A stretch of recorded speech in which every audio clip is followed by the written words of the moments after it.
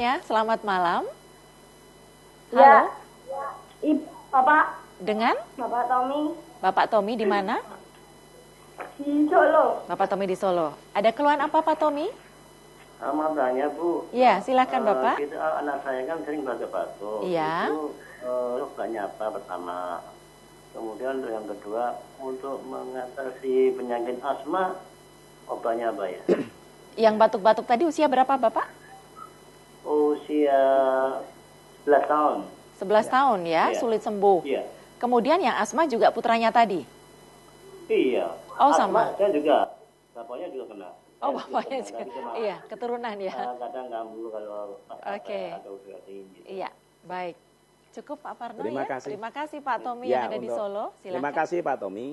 Bahwa sebenarnya kalau kita analisa secara detail, bahwa batuk itu adalah akumulasi zat yang terdapat di kelenjar getah bening.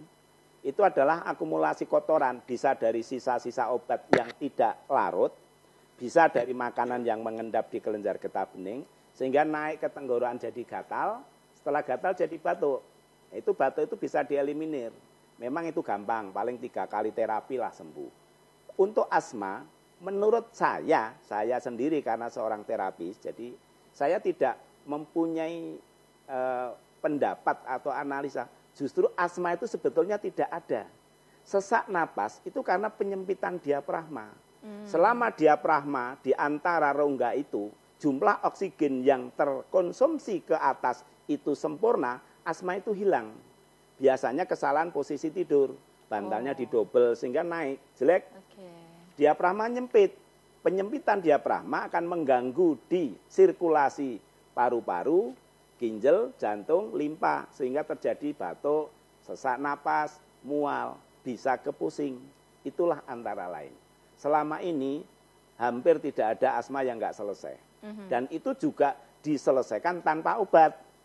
Obat itu jika perlu, oksigen jika perlu. Selama sudah bisa dengan tidak obat, kita lepaskanlah obat. Karena obat itu juga toksin. Toksin itu racun. Kalau terlalu banyak racun terakumulasi di kelenjar getah bening, maka lama-kelamaan kita rusak sendiri. Nah, itulah yang saya kerjakan. Saya memang merecovery saraf, sehingga saraf itu bekerja dengan aktif, dengan bagus, sesuai dengan alami, misalnya naturalnya. Sehingga zat imun yang ada di dalam tubuh itu akan bekerja secara alamiah dan bekerja sesuai dengan fungsinya. Itu, terima kasih. Iya, baik. Jadi nanti untuk Pak Tommy ya bisa di terapi sekalian Bapak dan anak.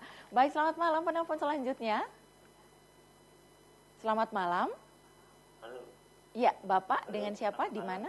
Bapak? Ini dari Bapak Yanto di Nogosari.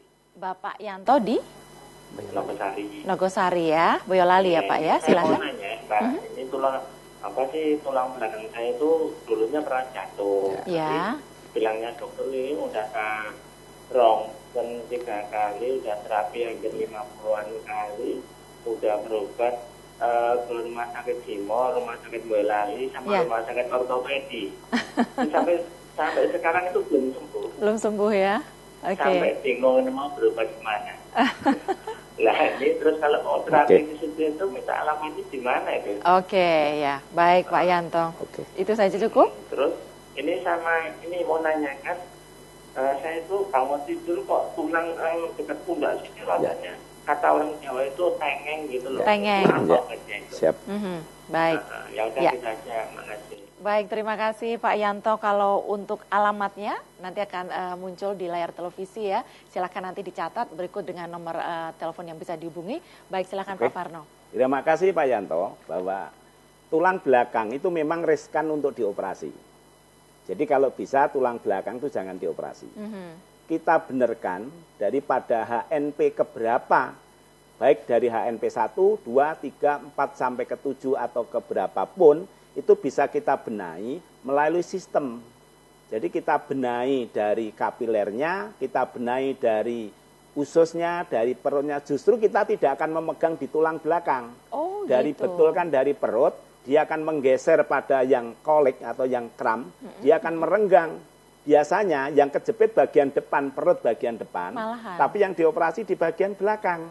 Nah itu terjadi Karena terjadi diskontinuitas, maka kadang-kadang terjadi kelumpuhan. Kalau saya selama ini menangani tulang belakang yang sudah saya tangani, mungkin sudah tak terhitung, itu dengan cepat. Jadi datang mungkin tidak bisa duduk, tidak bisa sholat, nggak bisa jalan. Insya Allah ke tempat aku cepat sekali dan tanpa operasi.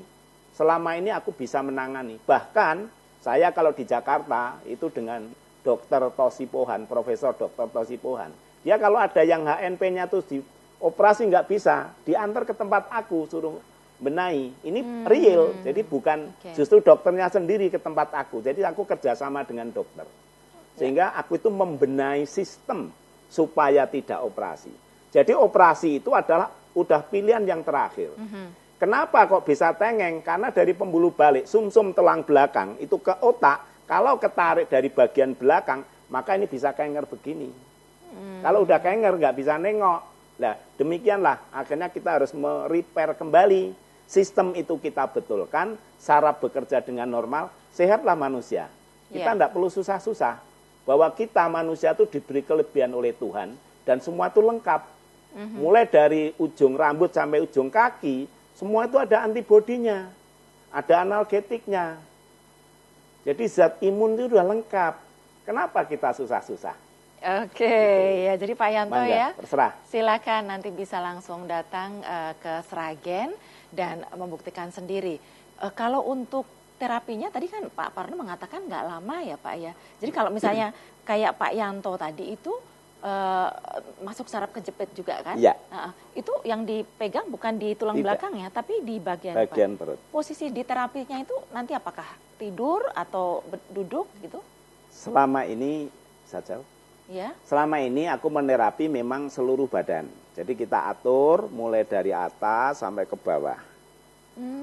Terus kita tahu pasien tidak perlu ngomong, aku udah bisa mendeteksi. Oh gitu. Jadi mulai dari kolesterolnya, tensinya, ureumnya, kreatinnya, hemoglobinnya, aku tahu semua. Jadi penyakit itu bisa dilihat, bisa dari aura wajah, bisa dari lidah, bisa dari kalornya, bisa dari kulitnya, bisa dari getaran frekuensi resonansinya. Semua bisa digabung. Maka ini ilmiah. Saya bukan seorang dukun, bukan. Memang saya seorang ilmiah. Basic saya adalah seorang sarjana fisika. Dan aku belajar Quran. Kita padukan antara ilmiah, Quran dengan medis. Jadi satu, tidak bertentangan. Sehingga jadilah penyembuhan sesuai dengan sunnatullah wa sunnatur rasul. Demikianlah. Pemirsa, menarik sekali karena apa yang disampaikan oleh Pak Parno ini sudah banyak yang membuktikan, dan yang jelas ini sehat tanpa obat ya. Silakan kalau Anda masih ingin bertanya, bergabung bersama kami tunggu Anda di line interaktif kami 0271 857 555 setelah jeda pariwara berikut ini.